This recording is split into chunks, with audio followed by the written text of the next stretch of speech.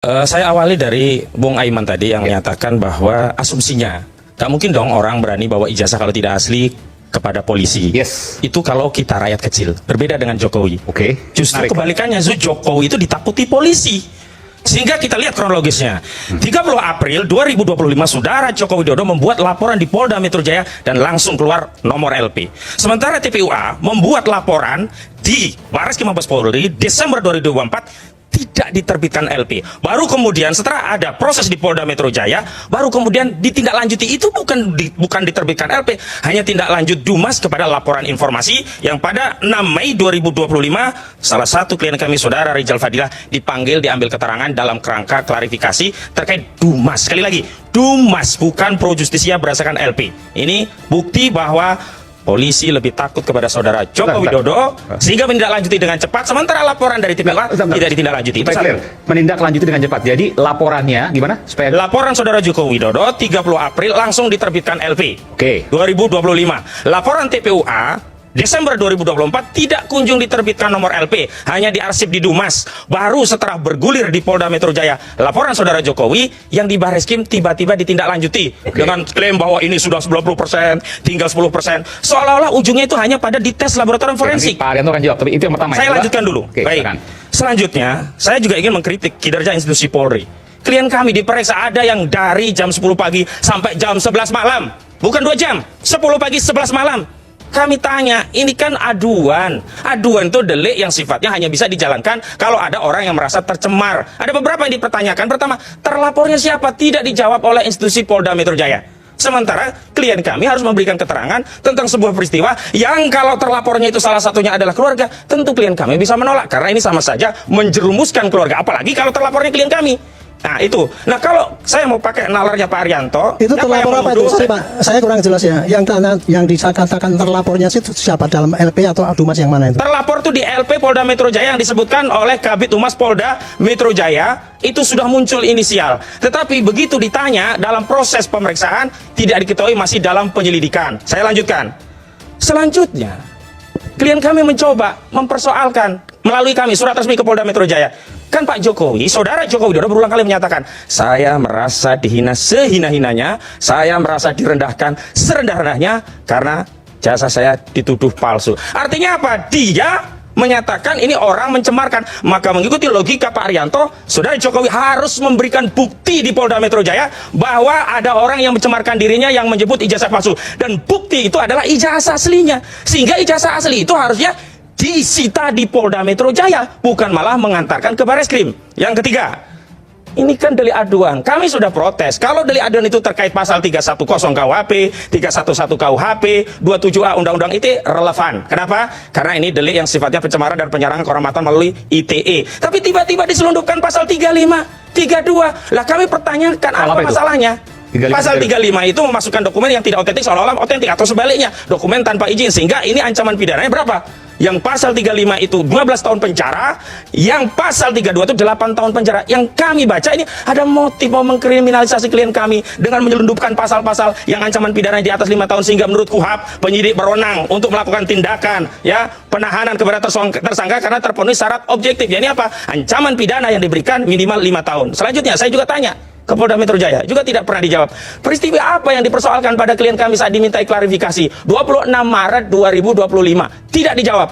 Padahal terperiksa yang harusnya lebih diberi penjelasan. Tapi setelah kami diperiksa, khususnya setelah Pak Roy dan Dr. Tifa, baru Kabid Humas Polda Metro Jaya menyatakan peristiwa itu ada di Karet daerah Jakarta Selatan, yang saat itu Pak Jokowi katanya melihat sejumlah video yang dia tidak berkenan, dianggap itu pencemaran, lalu koordinasi dengan sejumlah pengacara, maka ditemukan 24 video. Kenapa itu tidak disampaikan kepada klien kami saat pemeriksaan?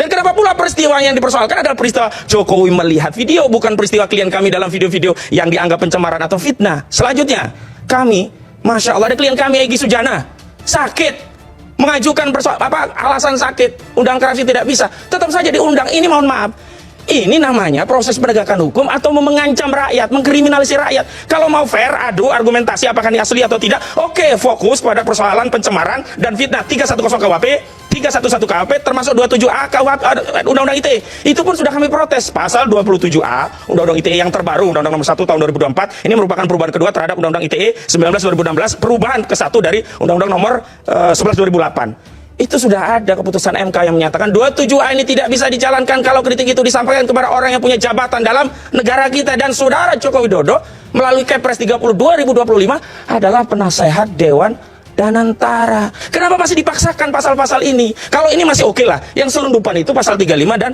32. Kenapa masuk? Nah, oke, katakanlah alasannya ini ada delik aduan juga delik umum masuk. Kalau ada delik umum, kenapa nunggu laporan saudara Joko Widodo? Kenapa pasal 35 dan 32 itu tidak ditindak? Berarti ada pembiaran dari aparat penegak hukum.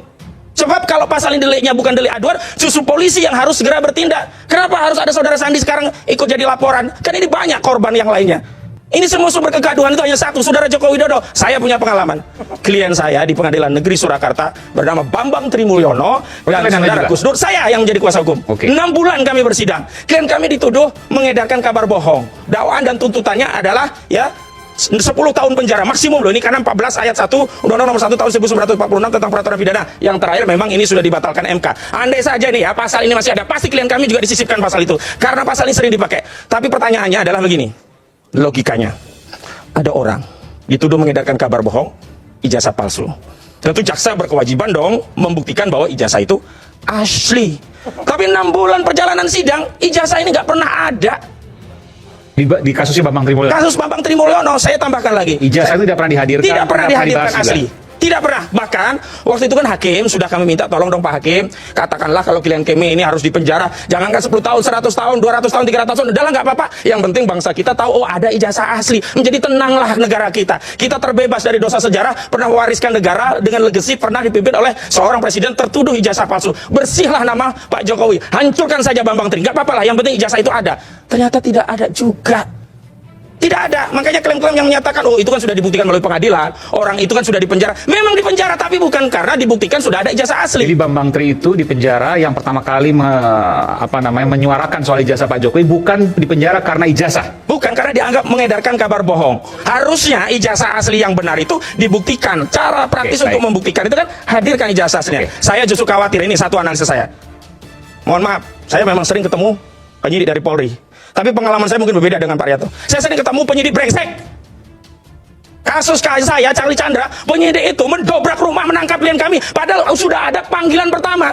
Yang harusnya. Ya? Yang dipik ini? Yang dipik ini. Okay. Makanya pengalaman buruk di Mabes Polri itu kami jadikan acuan. Bagaimana mungkin kami percaya pada hasil yang akan dikeluarkan Mabes Polri jika prosesnya saja tidak transparan. Saya bikin satu analisa. Saya khawatir.